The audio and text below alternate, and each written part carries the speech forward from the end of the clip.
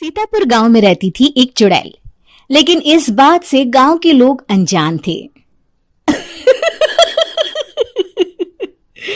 जब तक पूरे गांव की एक एक औरत के गहने मेरे पास नहीं आ जाते, मैं इस गांव को छोड़कर नहीं जाऊंगी, चाहे इसके लिए मुझे लोगों को गायब भी क्यों ना करना पड़े। दूसरी तरफ गांव की औरतें बात कर रही थी। अरे सुन रही हो, ये देखो, मैंने कल ही नया हार बनवाया है सोने का, कैसा लग रहा है? बहुत ही अच्छा है ना। पहले तुम पहनो, फिर शादी में अपनी होने वाली बहू को दे देना। और क्या, सोने चांदी का यही तो फायदा है, जितना पुराना उतना महंगा। लेकिन एक एक पैसा बचाकर ये लेना सच में बहुत मुश्किल हो रहा था मेरे लिए। तभी आ जाता है। गांव में एक औरत के घर के सोने के सारे गहने चोरी हो गए। लोग बातें बना रहे कि गांव में कोई चोर घुस आया है जो घर की कोई चीज को हाथ नहीं लगाता, पर सिर्फ सोने के गहनों को ही चुराता है। अब तुम ना अपने ये गहने संभाल कर रखना। हे भगवान, ये क्या बोल रहे हैं?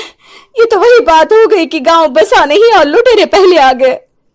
दूसरी तरफ गांव के ही एक घर में रंजना रहती थी। उसके पति का गांव में चाउमीन का ठेला था। एक दिन उसके घर में एक औरत आती है। अरे रंजना, तू गांव में नहीं है तो सोचा तुम्हें बता दूं। गांव में बात चल रही है कि गांव में एक चोर घुस आया है जो घरों के सोने के गहने चुरा लेता है। अरे मैं तो सिर्फ ये कान की छोटी सी बाली ही सोने की पहनती हूँ, बाकी गहने तो मैंने गांव के बैंक में लाकर रखे हैं। ये क्या होता है? ना बाबा ना, हमारे गांव की औरतें तो गहने अपने पास ही रखती है। जब कहीं जाना हो तो बस अलमारी से गहने निकालो और पहन लो। दूसरी तरफ एक औरत हाथ में टोटके वाली छोटी सी गुड़िया लेकर घर में चली आती है। अरे कोई है? घर की औरत है क्या? क्या है ये गुड़िया? ये कोई ऐसी वैसी गुड़िया नहीं है, ये जादुई गुड़िया है। इसको घर की अलमारी में रखना। अगर तुम्हारे घर पर किसी की बुरी नजर होगी तो रात भर में ये पतली सी गुड़िया मोटी हो जाएगी। मैं कल आकर ये गुड़िया ले जाऊंगी और तुम्हारे घर की सारी बुरी नजर छूट जाएगी, समझी? अरे वाह, ये तो बहुत कमाल की गुड़िया है, दे दो। कितने की है एक? अरे नहीं नहीं नहीं, ये फ्री की है। मेरा काम इस पूरे गांव को बुरी नजर से दूर रखने का है। हाँ। भली औरत उसके हाथ से वो गुड़िया लेकर अलमारी में रख देती है। लेकिन अगली सुबह जब वो उस गुड़िया को देखती है तो पतली सी गुड़िया मोटी हो चुकी होती है। हे भगवान, ये क्या? किसने मेरे घर को बुरी नजर से बांध रखा था? तभी वो गुड़िया वाली भी आ जाती है। मैंने कहा था ना, घर पर बहुत ज्यादा बुरी नजर है, लाओ ये गुड़िया मुझे दे दो। औरत वो गुड़िया उठाकर उसे दे देती है। गुड़िया हाथ में आते ही वो औरत उसे लेकर सीधे गांव के बाहर की खाली हवेली में चली जाती है और साधारण औरत से चुड़ैल बन जाती है। अरे पगली, गांव वाली इस गुड़िया के पेट में तेरे घर के सारे गहने हैं। इतना बोलकर वो गुड़िया को फाड़ देती है और सारे गहने निकाल लेती है। वहीं दूसरी तरफ, हे भगवान, मेरे घर के सारे गहने चोरी हो गए। उस औरत के घर के आसपास लोगों का जमावड़ा हो जाता है और लोग बातें करने लगते हैं। लो जी, ये भी घर गया। पता नहीं कौन चोर है जो इतनी होशियारी से गहने चुरा लेता है। कुछ समझ में नहीं आ रहा कि कौन है। लोग तो घर से कहीं जाते भी नहीं है, न ताला लगे न घर खाली हो, फिर भी रातों रात गहने चोरी हो जाते हैं। अरे हम तो कहते हैं लोगों को बारी बारी चौकीदारी करनी चाहिए, चोर को तो पूरे गांव वाले मिलकर पकड़ ही लेंगे। लोग बारी बारी घरों की चौकीदारी भी करते हैं, लेकिन चोरी होने का सिलसिला रुकता ही नहीं। फिर एक दिन रंजना के पड़ोस से भी रोने की आवाज आती है। अरे आज ही घर की बुरी नजर उतरी और आज ही सारे गहने भी चोरी हो गए। कैसी बुरी नजर? क्या हुआ था? तभी वहां उस औरत का पति भी आ जाता है जिसके घर में गहनों की चोरी हुई थी। हाँ, मेरी बीवी ने भी किसी गुड़िया को घर में बुरी नजर उतारने के लिए रखा था, लेकिन अगले दिन गहने चोरी हो गए। अब रंजना को कुछ कुछ बात समझ में आ जाती है।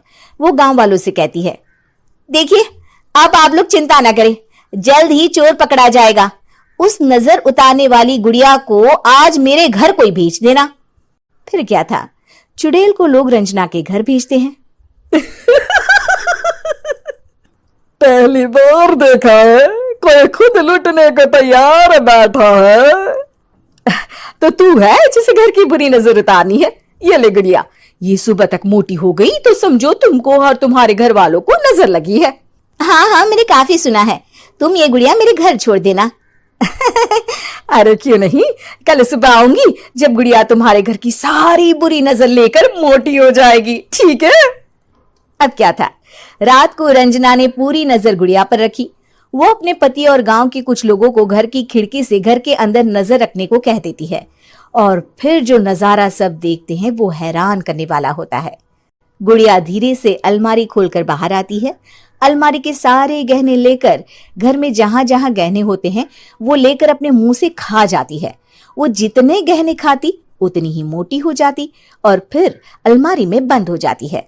गांव वाले डर के मारे वहीं बेहोश हो जाते हैं। लेकिन सुबह जब वो औरत गुड़िया लेने आती है, रंजना उसका सामना करती है। ये देखो, गुड़िया कितनी मोटी हो गई है। लगता है मेरे घर में बहुत लोगों की नजर लगी है। लाला, ये गुड़िया मुझे दे दे। अरे बहुत कीमती गुड़िया है ये। तेरे घर की सारी बुरी नजर मैं गांव के बाहर वाली हवेली में फेंक आती हूँ। शाम को फिर लोगों के घर इसे लेकर जाना है ना। इसमें तो मेरी जान बसती है, जान। रंजना गुड़िया को चुड़ैल की तरफ बढ़ा देती है, लेकिन फिर वापस ले लेती है और गुड़िया के हाथ मोड़ देती है। जैसे ही गुड़िया के हाथ मोड़ती है, चुड़ैल का हाथ भी मुड़ जाता है। अच्छा, तो ये वो गुड़िया है जिसमें तुम्हारी जान बसती है। अब सुन चुड़ैल, तेरी सारी हकीकत सबके सामने आ गई है। या तो गांव वालों के गहने लौटा दे, नहीं तो मैं इस गुड़िया की गर्दन मोड़ दूंगी। चुड़ैल डर जाती है। अरे नहीं नहीं, मेरी गुड़िया दे दो, मैं सबके गहने वापस कर दूंगी। ठीक है, अब भी जा और सबके सारे गहने वापस कर। चल निकल यहां से। चुड़ैल सबके गहने लौटाकर रंजना के पास आती है। ला दे मेरी गुड़िया रंजना, इसके अंदर के गहने निकाल ले, लेकिन ये गुड़िया वापस दे दे।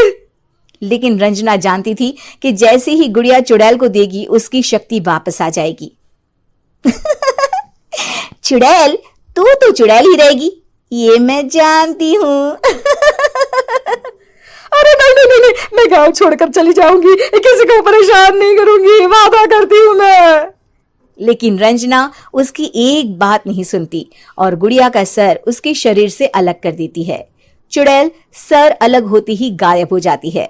गांव वाले रंजना के साहस और बुद्धि की खूब प्रशंसा करते हैं।